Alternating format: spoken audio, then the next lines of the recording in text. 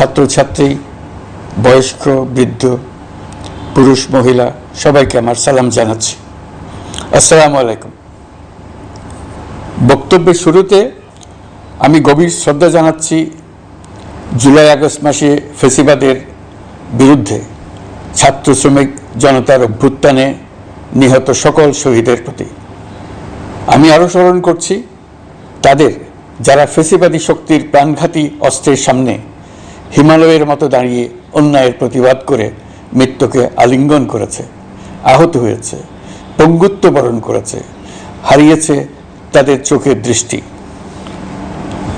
সেই সব বীরদের স্মরণ করছি যারা মিথ্যাচার, লুটপাট, স্বৈরতন্ত্রের বিরুদ্ধে এক দফা দাবি নিয়ে দাঁড়িয়েছিল। কৃতজ্ঞতা চিত্তে স্মরণ করছি আপনাদের ভাই বোনদের, আপনাদের সন্তানদের যারা এই বিপ্লবে অংশগ্রহণ করেছিল। প্রিয় দেশবাসী, আমি আগেও জানিয়েছি, আবারও জানাচ্ছি, গণ অভ্যুত্থানে সকল শহীদের পরিবারকে পুনর্বাসন করা হবে। সকল আহত শিক্ষার্থী, শ্রমিক জনতার চিকিৎসার সম্পূর্ণ ব্যয় সরকার বহন করবে। আহতদের দীর্ঘমেয়াদী এবং ব্যয়বহুল চিকিৎসা এবং শহীদদের পরিবারের দেখাশোনার জন্য স্বাস্থ্য মন্ত্রণালয়ের নেতৃত্বে একটি পূর্ণাঙ্গ তালিকা প্রস্তুত করা হয়েছে। এখন এই নতুন তথ্য পাওয়ার ভিত্তিতে এই তালিকা হালনাগাদ করা হতে থাকবে। গণ অভ্যুত্থানের শহীদদের স্মৃতি ধরে রাখতে সরকার তার যাত্রা লগ্নে জুলাই গণহত্যা স্মৃতি ফাউন্ডেশন নামে একটি ফাউন্ডেশন প্রতিষ্ঠার উদ্যোগ নেয়। এখন সেই ফাউন্ডেশন তৈরি হয়েছে। সকল শহীদ পরিবার এবং আহতদের সর্বোত্তম চিকিৎসা সহ তাদের পরিবারের সম্পূর্ণ দায়িত্ব এই ফাউন্ডেশন গ্রহণ করছে। এই ফাউন্ডেশনে দান করার জন্য দেশের সকল মানুষ এবং বিদেশে অবস্থানরত বাংলাদেশিদের আমরা আহ্বান জানাচ্ছি। গত মাসে কুমিল্লা, নোয়াখালী, সিলেট অঞ্চলে আকস্মিক বন্যা এসব এলাকার মানুষকে হতভম্ব করে দিয়েছে।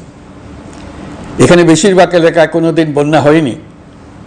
তারা বন্যা মোকাবেলা করে অভ্যস্ত নন। দেশপ্রেমিক সশস্ত্র বাহিনী তাৎক্ষণিকভাবে বন্যা আক্রান্ত সবাইকে রক্ষার জন্য এগিয়ে আসে। সেনা, নৌ এবং বিমান বাহিনী পরস্পরের সঙ্গে সমন্বয় করে একযোগে কাজে নেমে পড়ার ফলে মানুষের দুর্ভোগ কম হয়েছে। এর পরপরই এনজিও এবং সাধারণ মানুষ দেশের সকল অঞ্চল থেকে দলে দলে এগিয়ে এসছে। আমি বিশেষ করে দেশপ্রেমিক সেনাবাহিনীকে আবারও ধন্যবাদ জানাচ্ছি। দেশের সকল দুর্যোগকালে তারা সবসময় আন্তরিকভাবে এগিয়ে এসছে। বিশেষ করে বন্যা ও শান্তি শৃঙ্খলা রক্ষার কাজে তাদের সৈনিক এবং অফিসাররা দিনের পর দিন যেভাবে দায়িত্ব পালন করেছে তার কোনো তুলনা হয় না। জনজীবনে স্বস্তি ও আত্মবিশ্বাস প্রতিষ্ঠায় তাদের ভূমিকা অনন্য। বাংলাদেশ সশস্ত্র বাহিনীর সকল সদস্যকে আমি ধন্যবাদ জানাই তাদের সততা, ত্যাগ ও অসীম দেশপ্রেমের জন্য। দেশের স্বাধীনতা সংগ্রাম থেকে শুরু করে বন্যা, খরা, ঝড়, বৃষ্টি, ঘূর্ণিঝড়, সকল প্রাকৃতিক দুর্যোগে আপনারা সকলের শেষ ভরসার স্থান। দেশের প্রতিটি ক্রান্তি লগ্নে আপনারা দেশের মানুষের পাশে থেকেছেন। দেশের স্বাধীনতার পক্ষে, সার্বভৌমত্বের পক্ষে অবস্থান নিয়েছেন। দেশ গঠনে আপনারা সবার আগে এগিয়ে এসছেন। বিগত জুলাই হতে শুরু হওয়া গণ অভ্যুত্থান, বন্যা, নিরাপত্তা প্রদান, অস্ত্র উদ্ধার সহ সকল কার্যক্রমে আপনারা সফলভাবে দিনরাত কাজ করে যাচ্ছেন। সরকার ও জনগণের পক্ষ থেকে আমি আপনাদের প্রতি কৃতজ্ঞতা জানাচ্ছি। বন্যা আমাদের জনজীবনে আরেকটি দিক উন্মোচন করল। দেশের সকল জায়গায় মানুষের সক্রিয় সহানুভূতির জোয়ার উঠেছিল অবিশ্বাস্য মাত্রায়। ব্যবসায়ী, অর্থবান ব্যক্তিরা যেমন তাদের অর্থ নিয়ে স্বতঃস্ফূর্তভাবে এগিয়ে এসেছিল, তেমনি দেশের বিভিন্ন প্রান্তের সাধারণ মানুষ, স্কুল, কলেজ, বিশ্ববিদ্যালয়ের ছেলেমেয়েরা জোয়ারের ঢলের মতো যার যার সামর্থ্য নিয়ে এগিয়ে এসছে। অনেকেই ছুটে গেছে বন্যার্তদের সহযোগিতা করার জন্য। এনজিওরা বিভিন্ন জায়গা থেকে ছুটে গেছে তাদের সহায়তা নিয়ে। তাদের কাজে অনুপ্রাণিত হয়ে আমি এনজিও নেতাদের সঙ্গে বৈঠক করেছি কিভাবে সরকার তাদের কাজের সঙ্গে সরকারের উদ্যোগকে সমন্বিত করতে পারে সেটার কাঠামো তৈরি করে দেওয়ার জন্য। বন্যা এখন চলে গেছে, কিন্তু পুনর্বাসনের কঠিন কাজ আমাদের সামনে রয়ে গেছে। সকলের সহযোগিতায় আমরা পুনর্বাসনের কাজটি সফলভাবে সমাধান করতে চাই। আইন শৃঙ্খলা পরিস্থিতির উন্নতির জন্য আমরা দিনরাত পরিশ্রম করে যাচ্ছি।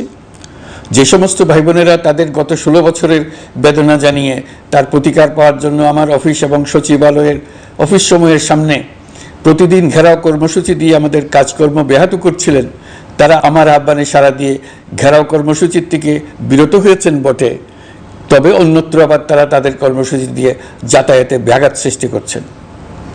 আমি কথা দিচ্ছি, আপনাদের ন্যায্য আবেদনের কথা আমরা ভুলে যাব না। আমরা সকল অন্যায়ের প্রতিকারের জন্য প্রতিশ্রুতিবদ্ধ। আমরা আমাদের দায়িত্বকালে যথাসম্ভব সব সমস্যার সমাধানের চেষ্টা করব। আমি আবারও অনুরোধ করছি, আপনারা যাতায়াতে ব্যাঘাত সৃষ্টি থেকে বিরত থাকুন। জাতি আপনাদের প্রতি কৃতজ্ঞ থাকবে। তৈরি পোশাক, ওষুধ শিল্প, এইসব এলাকায় শ্রমিক ভাই বোনেরা তাদের অভিযোগ জানানোর জন্য ক্রমাগতভাবে এই শিল্পের কার্যক্রম পরিচালনা বন্ধ রাখতে বাধ্য করছেন। এটা আমাদের অর্থনীতিতে যে নেতিবাচক প্রভাব ফেলবে সেটা মোটেই কাম্য নয়। এমনিতেই ছাত্র শ্রমিক জনতার বিপ্লবের পর যে অর্থনীতি আমরা পেয়েছি সেটা নিয়ম নীতিবিহীন দ্রুত ক্ষীয়মান একটা অর্থনীতি। প্রাতিষ্ঠানিক কাঠামো প্রায় ধ্বংসপ্রাপ্ত। বৈদেশিক মুদ্রার রিজার্ভ তলানিতে গিয়ে ঠেকেছে। আমরা এই অর্থনীতিতে প্রাণ সঞ্চারের চেষ্টা করছি, আমাদের উদ্যোগে সাড়াও পাচ্ছি। ঠিক এই সময়ে আমাদের শিল্প কারখানাগুলো বন্ধ হয়ে যাক, অকার্যকর হয়ে যাক, এটা আমাদের অর্থনীতিতে বিরাট আঘাত পড়বে। সেটা কিছুতেই আমাদের কাম্য হতে পারে না। শ্রমিক ভাই বোনদের অনেক দুঃখ আছে, কিন্তু সেই দুঃখ প্রকাশ করতে গিয়ে আপনাদের মূল জীবিকা বন্ধ হওয়ার উপক্রম হলে সেটা ঠিক হবে না। দেশের অর্থনীতি ধ্বংসপ্রাপ্ত হলে সেটা ঠিক হবে না। শ্রমিক মালিক উভয়ের পক্ষে আলোচনা করে এইসব সমস্যার সমাধান আমরা অবশ্যই বের করব। আপনারা কারখানা খোলা রাখুন, অর্থনীতির চাকা সচল রাখুন, দেশের অর্থনীতিকে সোজা হয়ে দাঁড়াতে দিন। আমরা আপনাদের সমস্যার স্থায়ী সমাধান বের করার জন্য সর্বশক্তি প্রয়োগ করব। মালিক পক্ষের কাছে আমাদের আবেদন, আপনারা শ্রমিকদের সঙ্গে বোঝাপড়া করুন, কারখানা সচল রাখুন, অর্থনীতির দুর্বল স্বাস্থ্যকে সবল করে তুলুন। ওষুধ শিল্প এবং তৈরি পোশাক শিল্প দেশের গৌরব। এর মাধ্যমে আমাদের শ্রমিক ভাই বোনেরা তাদের কর্মকুশলতা বিশ্বকে মুগ্ধ করেছে। এর সাফল্য এখন থমকে আছে। আমরা এই দুই শিল্পকে তাদের সম্ভাব্য শীর্ষে নিয়ে যেতে চাই। দুর্বল করার তো প্রশ্নই ওঠে না। এই দুই শিল্পের কোথায় কোথায় বাধা আছে, সমস্যা আছে, সেগুলো চিহ্নিত করে তাকে বাধামুক্ত করতে চাই। আমরা বিদেশি ক্রেতাদের একত্রিত করে তাদের সহযোগিতা চাইব, যেন বাংলাদেশের এই শিল্প দুটি বিশ্বের অন্যান্য দেশের চাইতে বেশি আস্থাযোগ্য হয়ে গড়ে উঠতে পারে। সব কিছুই সম্ভব যদি আমরা শ্রমিক মালিক সম্পর্কটা একটা নির্ভরযোগ্য, আনন্দদায়ক করে গড়ে তুলতে পারি। আমাদের সরকারের প্রথম মাস কাটল, দ্বিতীয় মাস থেকে আমরা নতুন বাংলাদেশ গড়ার ভিত্তি হিসেবে নতুন শ্রমিক মালিক সম্পর্কের সূচনা করতে চাই। এটা দেশের সবার কাম্য। দেশের নতুন প্রজন্ম নির্ভয়ে যেন তাদের ভবিষ্যৎ নিয়ে এগিয়ে যেতে পারে, আমরা সেই লক্ষ্যে কাজ করছি। আমাদের দায়িত্ব অনেক।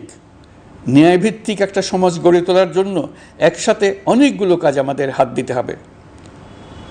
1 জুলাই থেকে 5 আগস্ট পর্যন্ত ছাত্র জনতার গণ আন্দোলনকে দমন করতে যেসব ফৌজদারি মামলা দায়ের করা হয়েছিল, এর মধ্যে হত্যা মামলা ছাড়া বাকি প্রায় সকল মামলা প্রত্যাহার করা হয়েছে। এইসব মামলায় গ্রেফতারকৃত সকলে মুক্তি পেয়েছে। দায়িত্ব গ্রহণের শুরুতেই অন্তর্বর্তীকালীন সরকার বিচার বিভাগের বড় সংস্কারের কাজে হাত দিয়েছে। যোগ্যতম ব্যক্তিকে প্রধান বিচারপতি নিয়োগ দেওয়াতে মানুষের মনে নতুন আশার সঞ্চার হয়েছে। আপিল বিভাগের বিচারপতি নিয়োগ, অ্যাটর্নি জেনারেল নিয়োগ এবং অন্যান্য নিয়োগগুলি অতি গুরুত্বপূর্ণ নিয়োগ, যেগুলো সবকটাই সম্পন্ন হয়েছে। সন্ত্রাস দমন আইন ও ডিজিটাল সাইবার নিরাপত্তা আইনে দায়েরকৃত মিথ্যা হয়রানিমূলক মামলাগুলো প্রত্যাহার করা হচ্ছে।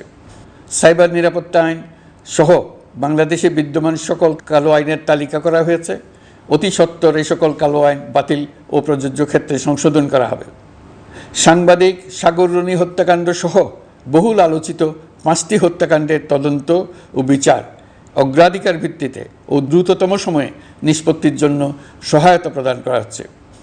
সম্প্রতি আমরা বলপূর্বক গুম থেকে সকল ব্যক্তির সুরক্ষার জন্য আন্তর্জাতিক কনভেনশনের সনদে স্বাক্ষর করেছি।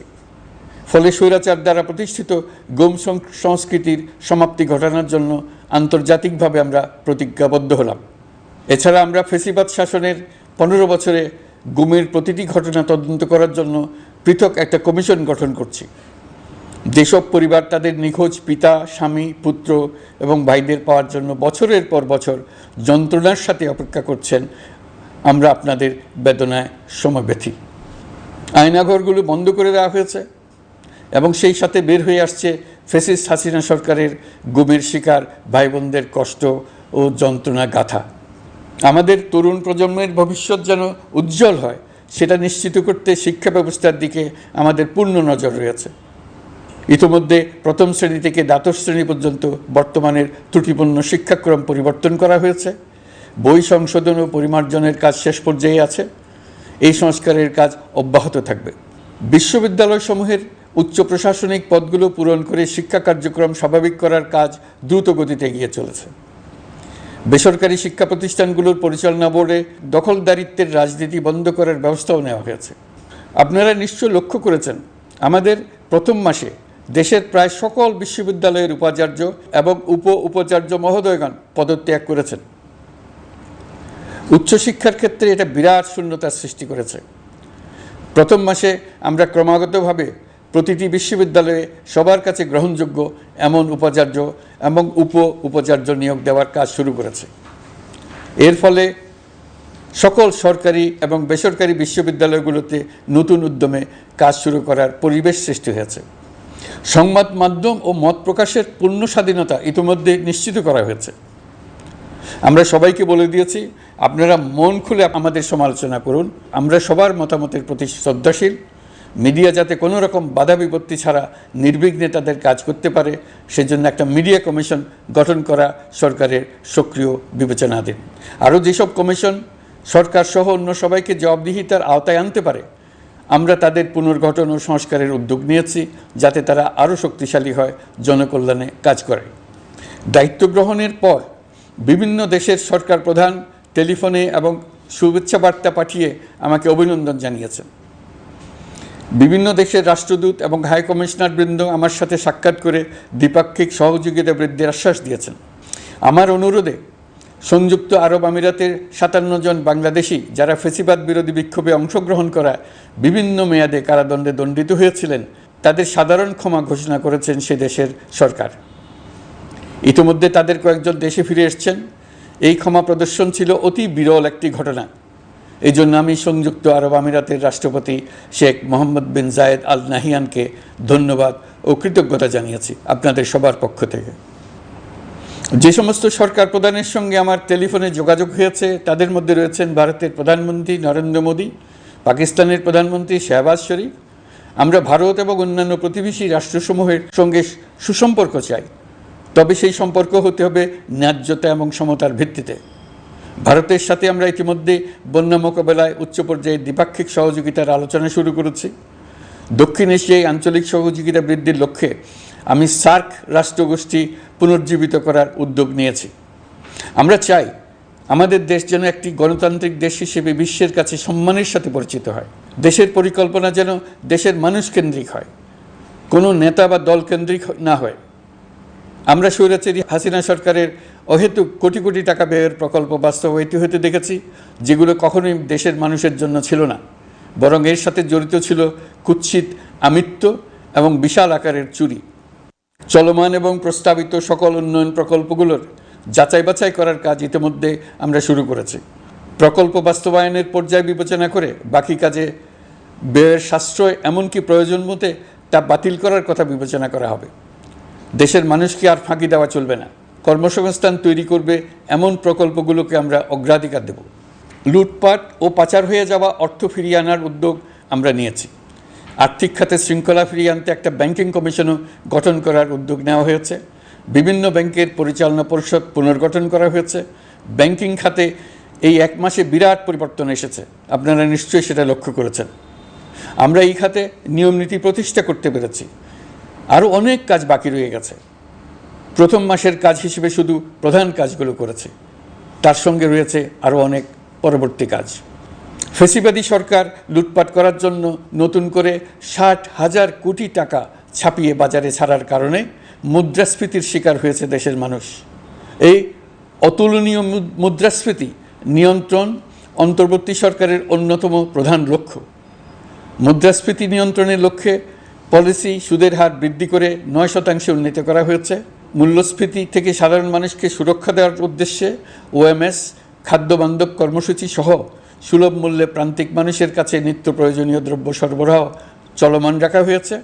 মূল্যস্ফীতি মোকাবেলায় চলতি অর্থবছরে চাল ও গম আমদানির জন্য 5,800 কোটি টাকা, আভ্যন্তরীণ সংগ্রহের জন্য 8,900 কোটি টাকা এবং খাদ্য ভর্তুকির 3টি প্রোগ্রামের জন্য 7,360 কোটি টাকা বরাদ্দ রাখা হয়েছে।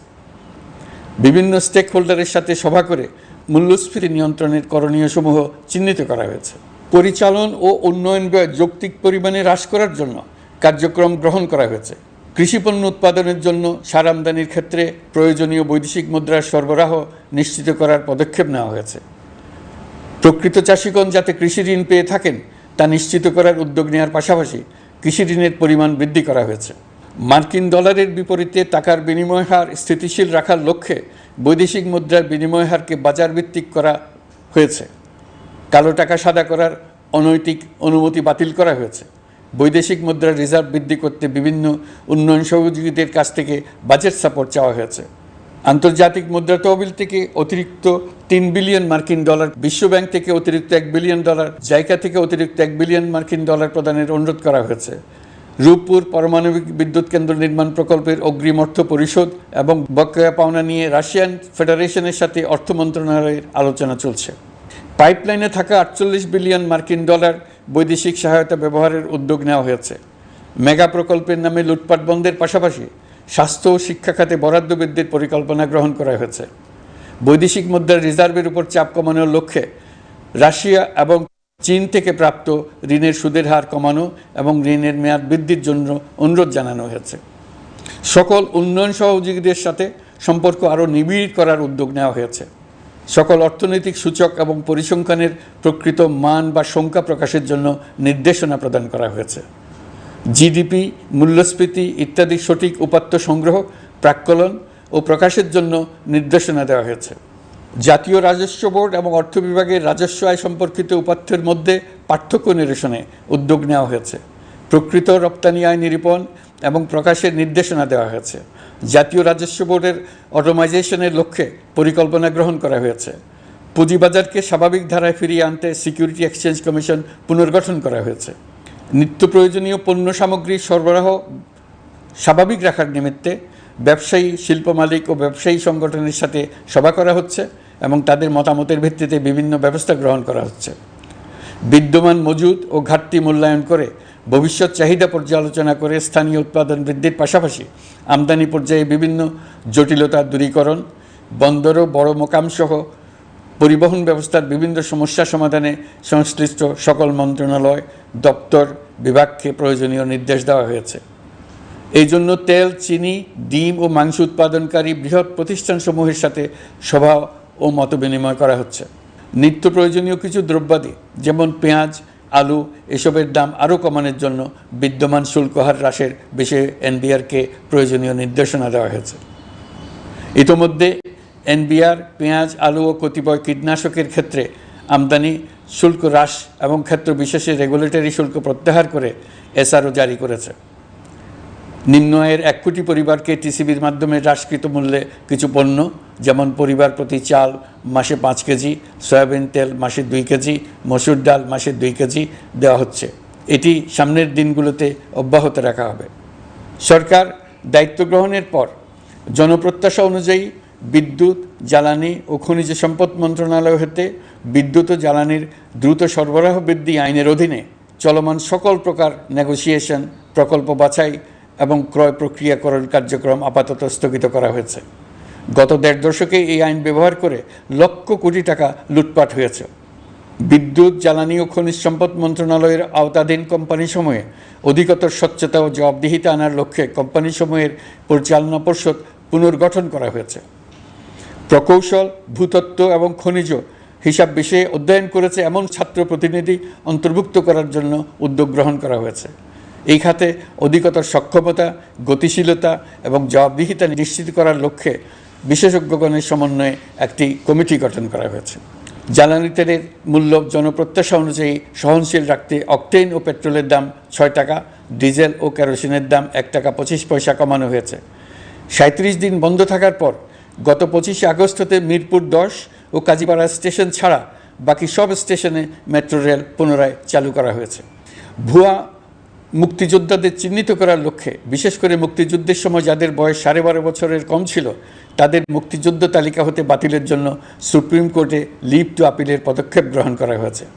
মুক্তিযোদ্ধা কল্যাণ ট্রাস্টের আওতাধীন বেদখলকৃত স্থাবর সম্পত্তি উদ্ধারে প্রয়োজনীয় ব্যবস্থা গ্রহণ করা হয়েছে। গৃহায়ন ও গণপূর্ত মন্ত্রণালয় কর্তৃক গৃহীত বরিশাল, রংপুর, ময়মনসিংহ উন্নয়ন কর্তৃপক্ষ আইন এর খসড়া তৈরির কার্যক্রম নেওয়া হয়েছে। পূর্বাচল নতুন শহর প্রকল্প, ঢাকার আশেপাশে স্যাটেলাইট সিটি নির্মাণের রোডম্যাপ চূড়ান্তকরণের উদ্যোগ নেওয়া হয়েছে। বিধি বহির্ভূত প্রদত্ত প্লট ও ফ্ল্যাটের বরাদ্দ বাতিলের উদ্যোগ নেওয়া হয়েছে। প্রিয় দেশবাসী, আপনাদের আমাদের সন্তানদের জন্য একটি গণতান্ত্রিক বাংলাদেশের রূপরেখা তৈরি করতে আমরা দৃঢ় প্রতিজ্ঞ। আর যেন আমাদের কোনো স্বৈরাচারের হাতে পড়তে না হয়। আমরা যাতে বলতে পারি আমরা একটি গণতান্ত্রিক দেশে বসবাস করি, আমরা যাতে সকলেই দাবি করতে পারি যে এই দেশটি আমাদের, আমরা সেই লক্ষ্যেই কাজ করছি। কেউ আইন নিজের হাতে তুলে নেবেন না।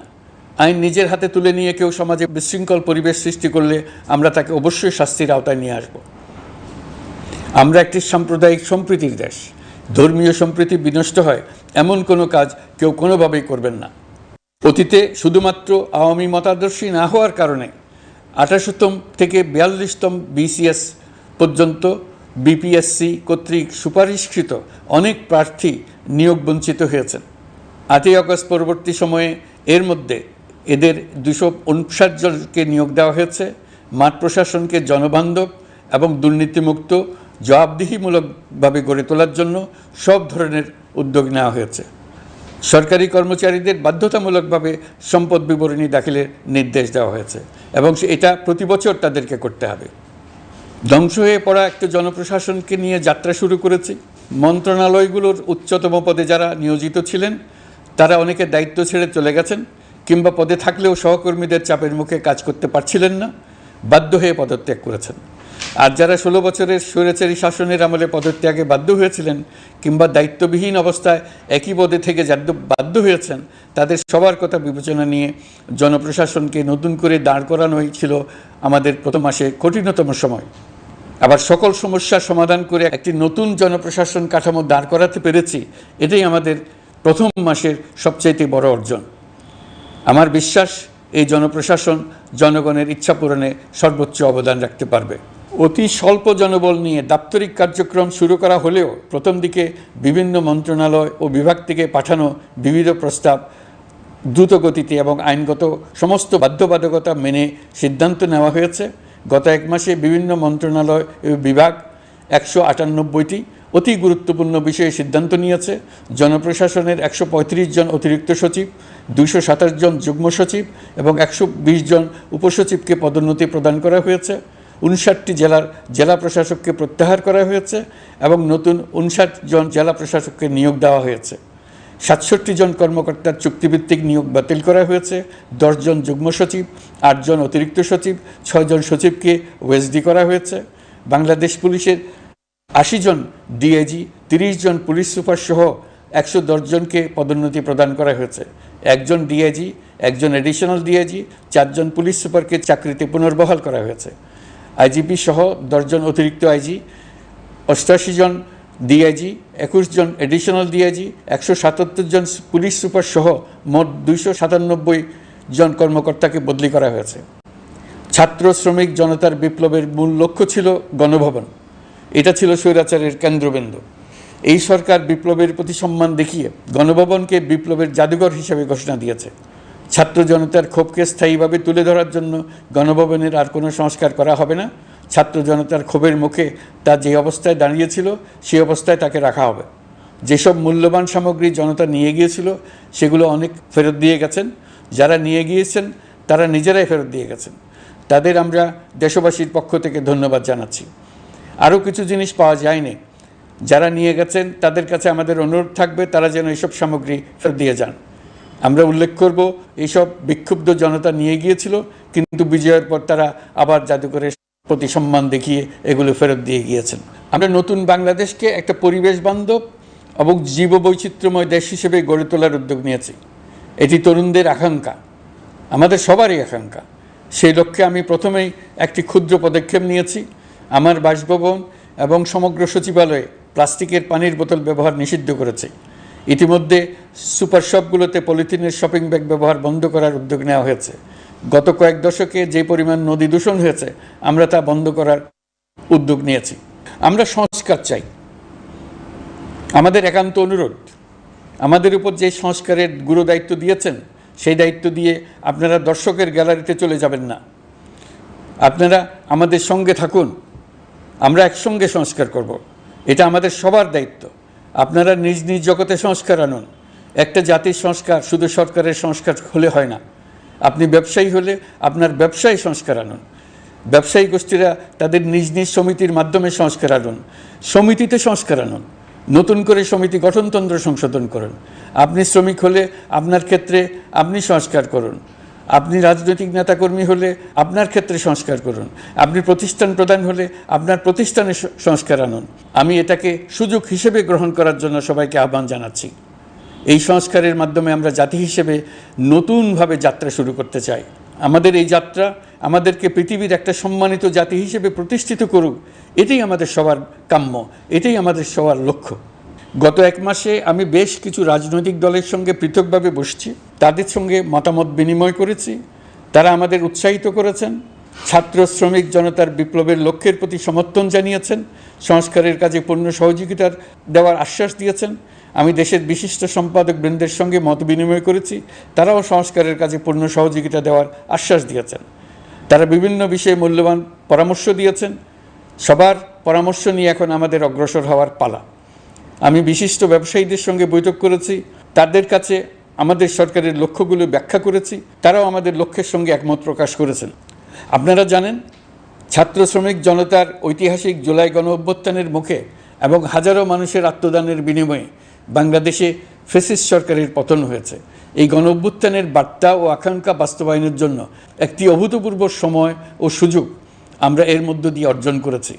এর বাস্তবায়ন তথা বাংলাদেশের ফ্যাসিজম বা স্বৈরতান্ত্রিক শাসন পুনরাবৃত্তির আশঙ্কা রোধ এবং জনমালিকানা ভিত্তিক কল্যাণমুখী জনস্বার্থে নিবেদিত একটি রাষ্ট্র ব্যবস্থা প্রবর্তনের লক্ষ্যে কিছু জাতীয় ভিত্তিক সংস্কার সম্পন্ন করা জরুরি হয়ে পড়েছে। উক্ত সংস্কার ভাবনার অন্যতম কেন্দ্রবিন্দু হচ্ছে সুষ্ঠু নির্বাচন ব্যবস্থা, সুশাসন প্রতিষ্ঠা করা। আমরা যেহেতু জনগণের ভোটাধিকার ও জনগণের মালিকানায় বিশ্বাস করি, সেহেতু নির্বাচন ব্যবস্থার উন্নয়নে আমাদের সংস্কার ভাবনায় গুরুত্ব পেয়েছে অধিক। আমরা মনে করি নির্বাচনের নামে সংখ্যাগরিষ্ঠতার একাধিপত্য ও দুঃশাসন মানুষের উপর চাপিয়ে দেওয়া বা এর মাধ্যমে এক ব্যক্তি বা এক পরিবার বা কোনো গোষ্ঠীর কাছে সকল ক্ষমতা কুক্ষিগত করে রাখার কোনো ক্রমেই গ্রহণযোগ্য নয়। এসব আশঙ্কা রোধ করার জন্য নির্বাচনের সাথে সম্পর্কিত নির্বাচন কমিশন সহ অন্যান্য প্রতিষ্ঠানগুলোর সংস্কারের কথা আমরা ভাবছি। নির্বাচন ব্যবস্থার সাথে সম্পর্কিত প্রতিষ্ঠান হিসেবে পুলিশ প্রশাসন, জনপ্রশাসন, বিচার প্রশাসন, দুর্নীতি দমন কমিশন এই 4টি প্রতিষ্ঠানের সংস্কার করা সুষ্ঠু ও অবাধ নির্বাচনের জন্য অপরিহার্য। এসব প্রতিষ্ঠানের সংস্কার জনমালিকানা ভিত্তিক, জবাবদিহিমূলক এবং কল্যাণমূলক রাষ্ট্র ব্যবস্থা প্রতিষ্ঠায় অবদান রাখবে বলে আমি বিশ্বাস করি। এর পাশাপাশি সমাজের সকল স্তরের মানুষের প্রতিনিধিত্ব ও স্বার্থ নিশ্চিত করার জন্য এবং জুলাই গণ অভ্যুত্থানের বার্তাকে প্রতিফলিত করার জন্য সাংবিধানিক সংস্কারের প্রয়োজন আমরা অনুভব করছি। এসব বিষয়ে সংস্কার করার প্রাথমিক পদক্ষেপ হিসেবে আমরা প্রাথমিকভাবে 6টি কমিশন গঠন করার সিদ্ধান্ত নিয়েছি। এসব কমিশনের কাজ পরিচালনার জন্য বিষয়ভিত্তিক অভিজ্ঞতা বিবেচনা করে 6 জন বিশিষ্ট নাগরিকের নেতৃত্বে এই কমিশনগুলো পরিচালনা করার দায়িত্ব দিয়েছি। এরপর আরও বিভিন্ন বিষয়ে কমিশন গঠন করার প্রক্রিয়া আমরা অব্যাহত রাখব। নির্বাচন ব্যবস্থা সংস্কার কমিশনের প্রধান হিসেবে দায়িত্ব পালন করবেন ডক্টর বদিউল আলম মজুমদার। পুলিশ প্রশাসন সংস্কার কমিশনের প্রধান হিসেবে কাজ করবেন জনাব সরফরাজ চৌধুরী। বিচার বিভাগ সংস্কার কমিশনের প্রধান হিসেবে দায়িত্ব পালন করবেন বিচারপতি শাহ আবু নাঈম মমিনুর রহমান। দুর্নীতি দমন সংস্কার কমিশনের প্রধান হিসেবে দায়িত্ব পালন করবেন ডক্টর ইফতেখারুজ্জামান। জনপ্রশাসন সংস্কার কমিশনের প্রধান হিসেবে দায়িত্ব পালন করবেন জনাব আব্দুল মুহিত চৌধুরী। সংবিধান সংস্কার কমিশনের প্রধান হিসেবে দায়িত্ব পালন করবেন ডক্টর শাহদিন মালিক। এসব কমিশনের অন্য সদস্যদের নাম কমিশন প্রধানদের সাথে আলোচনা করে ঠিক করা হবে। কমিশনগুলোর আলোচনা ও পরামর্শ সভায় উপদেষ্টা পরিষদের সদস্য, ছাত্র, শ্রমিক জনতা আন্দোলনের প্রতিনিধি, নাগরিক সমাজ ও রাজনৈতিক দলের প্রতিনিধিরা উপস্থিত থাকবেন। পূর্ণাঙ্গভাবে গঠিত হওয়ার পর কমিশন আনুষ্ঠানিকভাবে তাদের কাজ আগামী 1 অক্টোবর থেকে শুরু করতে পারবে বলে আমি আশা করছি এবং এটি পরবর্তী 3 মাসের মধ্যে সম্পন্ন হবে বলে আমরা ধারণা করছি। কমিশনের রিপোর্টের ভিত্তিতে সরকার পরবর্তী পর্যায়ে প্রধান রাজনৈতিক দলগুলোর সাথে পরামর্শ সভার আয়োজন করবে। চূড়ান্ত পর্যায়ে ছাত্র সমাজ, নাগরিক সমাজ, রাজনৈতিক দলের প্রতিনিধি, সরকারের প্রতিনিধি নিয়ে ব্যাপক ভিত্তিক 3 থেকে 7 দিন ব্যাপী একটি পরামর্শ সভার ভিত্তিতে সংস্কার ভাবনার রূপরেখা চূড়ান্ত করা হবে। এতে এই রূপরেখা কীভাবে বাস্তবায়ন হবে তার একটি ধারণাও দেওয়া হবে। এই আয়োজন জুলাই গণঅভ্যুত্থানের বার্তা বাস্তবায়ন ও রাষ্ট্র পুনর্নির্মাণ তাগিদের ঐক্যবন্ধনে গোটা জাতিকে শক্তিশালী ও আশাবাদী করে তুলবে বলে আমাদের বিশ্বাস। প্রিয় দেশবাসী, আমাদের সামনে অনেক কাজ। সবাই মিলে একই লক্ষ্যে আমরা অগ্রসর হতে চাই। আমাদের মধ্যে, বিশেষ করে আমাদের নতুন প্রজন্মের মধ্যে যে সুপ্ত প্রতিভা লুকিয়ে আছে সেটা যেন বিনা বাধায় রাষ্ট্রের এবং সমাজের সহযোগিতায় প্রকাশ করতে পারি, সেই সুযোগের কাঠামো তৈরি করতে চাই। সকলে মিলে আমাদের পরিবারের প্রতিটি সদস্যকে, সে ঝাড়ুদার হোক, ছাত্র হোক, শিক্ষক হোক, যে কোনো ধর্মের হোক, সবার সমান অধিকার নিশ্চিত করতে চাই। এই হলো আমাদের সংস্কারের মূল লক্ষ্য। আসুন ছাত্র শ্রমিক জনতার এই বিপ্লবের লক্ষ্যকে আমরা দ্রুত বাস্তবায়ন করি। আমাদের প্রথম মাসে আমরা যেই গতিতে, যে উদ্যম নিয়ে কাজ এগিয়ে নিয়ে যাওয়ার কথা চিন্তা করেছিলাম সেটা হয়তো করতে পারিনি বাস্তব অবস্থার পরিপ্রেক্ষিতে। দেশের আইনশৃঙ্খলা পরিস্থিতি স্বাভাবিক রাখা গেলে আশা করি আমরা আমাদের গতি অনেক বাড়াতে পারব। এই জন্য দেশের সকল মানুষের কাছে, শিক্ষক, ছাত্রছাত্রী, কৃষক, শ্রমিক, পেশাজীবী, বড় ব্যবসায়ী, ক্ষুদ্র ব্যবসায়ী, দিনমজুর, গৃহিণী, সকলের সহযোগিতা চেয়েছি। আমাদের কাজ বড় কঠিন, কিন্তু জাতি হিসেবে এবার ব্যর্থ হওয়ার কোনো অবকাশ আমাদের নেই। আমাদেরকে সফল হতেই হবে। এই সাফল্য আপনাদের কারণেই আসবে, আপনার সহযোগিতার কারণেই আসবে। আমাদের কাজ হবে আপনার আমার স্বপ্নকে বাস্তবে রূপায়িত করা। এখন আমরা আমাদের 2য় মাস শুরু করছি। আমাদের 2য় মাসে যেন আপনাদের মনে দৃঢ় আস্থা সৃষ্টি করতে পারি, সেই চেষ্টা করে যাব। ধৈর্য ধরুন, এই কথাটি আমি মোটেই আপনাদের বলবো না। আমরা সবাই অধৈর্য হয়ে পড়েছি। এত সব কাজ কখন যে শেষ হবে এটা চিন্তা করে আমরা অধৈর্য হব, কেন হব না? কিন্তু সঠিকভাবে কাজ করব, কাজে কোনো অধৈর্যের চিহ্ন রাখব না। প্রিয় দেশবাসী, দেশের শিশু, কিশোর কিশোরী, তরুণ তরুণী, ছাত্রছাত্রী, বয়স্ক, বৃদ্ধ, পুরুষ, মহিলা, সবাইকে আবারও আমার সালাম জানাচ্ছি। আসসালামু আলাইকুম।